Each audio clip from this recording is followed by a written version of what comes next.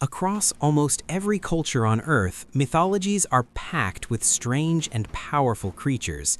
From the Minotaur and Cyclopes of Greek legend to the bizarre yokai of Japanese folklore, humanity has always imagined monsters that blur the line between the natural and the supernatural. But what about the Bible? Today, we're going to explore 4 unusual creatures found in the Old Testament, and more importantly, what scholars think these creatures were actually describing. Some of them may not be as mythical as they first appear. Let's start with a creature you probably already recognize: unicorns. Yes, unicorns. Horses with horns, graceful, magical beings straight out of fantasy stories. Surprisingly, unicorns are mentioned several times in the Bible. In the book of Numbers, God is described as having the strength of a unicorn, leading Israel out of Egypt. In the book of Job, God asks whether the unicorn would be willing to serve humans or remain in their stables. Clearly, this is not a passing reference. It's something the original authors expected readers to understand. But here's where things get interesting. In the original Hebrew text, the word translated as unicorn isn't unicorn at all. The word used is reim. Keep that word in mind, we'll come back to it. When the Hebrew Bible was translated into Greek, translators rendered reim as monokeros, which simply means one-horned. Later, Latin translators turned that into unicornus, and from there, English translators gave us the word unicorn. So where did the idea come from? Oddly enough, unicorns don't really appear in Greek or Roman mythology. Instead, they show up in ancient Greek and Roman natural encyclopedias, essentially early textbooks on animals. This tells us something important. People in the ancient world didn't think unicorns were mythical creatures. They thought they were real. And that's because of mistaken identity. Early travelers returning from distant lands described enormous horned animals they had seen. One Roman writer, Pliny the Elder, describes a unicorn with the body of a horse, the feet of an elephant, the tail of a boar, and a single horn. To modern readers, this sounds ridiculous, but scholars believe he was hearing second or third-hand descriptions of a rhinoceros. Each retelling distorted the image slightly, like a centuries-long game of telephone. Now let's circle back to the Bible. The Hebrew reem doesn't mean rhinoceros, but it does refer to a powerful horned animal. Most scholars now agree it was the aurochs, a massive wild bull and the ancient ancestor of modern cattle. So we have layers of confusion. First, the Bible describes a wild bull. Then translators interpret it as a unicorn, and the unicorn itself was already a misunderstanding of a rhinoceros. A triple misinterpretation. Messy but fascinating. Behemoth and Leviathan. Next up are 2 of the most famous creatures in the entire Bible. Both appear in the book of Job, where God gives an extended speech describing the wonders of creation. These aren't throwaway mentions. God goes into remarkable detail. Behemoth is presented as a colossal land animal, unbelievably strong, yet peaceful.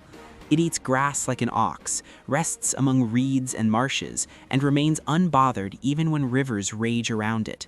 Its bones are compared to bronze and iron, and its tail is described as stiff like a cedar tree. Immediately after Behemoth, we're introduced to Leviathan. Leviathan is something else entirely. A monstrous sea creature with impenetrable scales, rows of teeth, and breath so powerful it produces smoke and fire. Weapons are useless against it. Even seeing it is enough to make someone regret the encounter. For a long time, scholars tried to identify these creatures as real animals.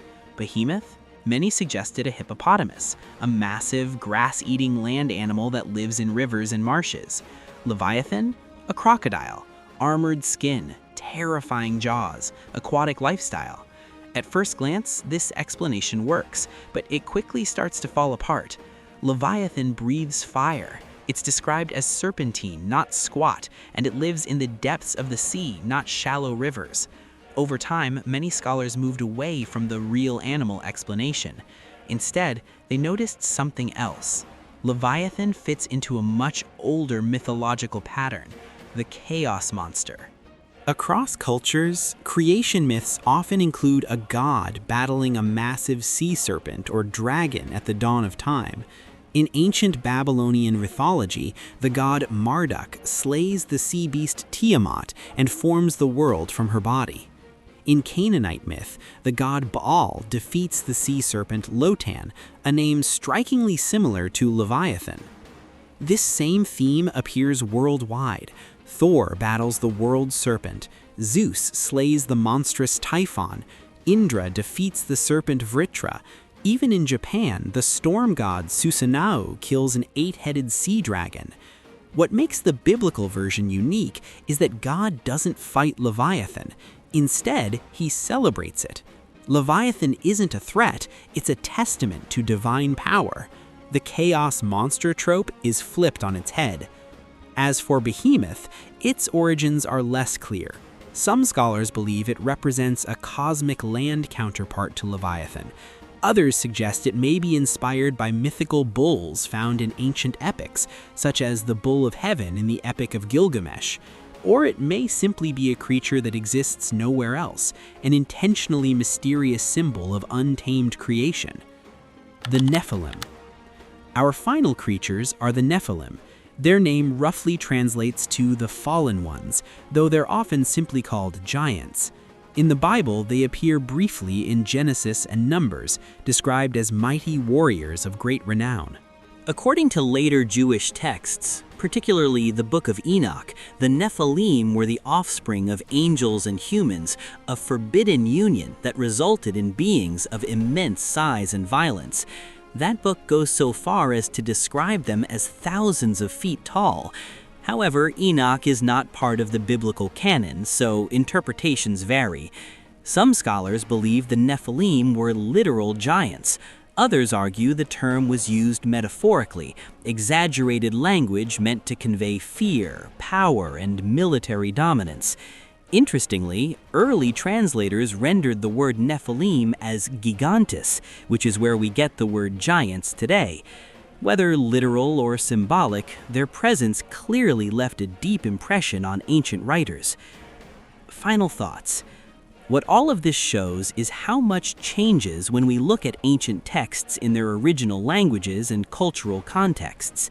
Creatures that seem fantastical today often emerge from layers of translation, mythological symbolism, and human misunderstanding. And this is just the Old Testament. The New Testament, especially the Book of Revelation, features dragons, multi-eyed beings, and visions that are even more surreal. But that's a story for another time. If you enjoyed this deep dive into biblical creatures and ancient mythology, consider subscribing. Likes and comments genuinely help more than you might think, and I love reading your thoughts and theories. This channel will continue exploring mythology and biblical studies. Thanks for watching, and I'll see you next time.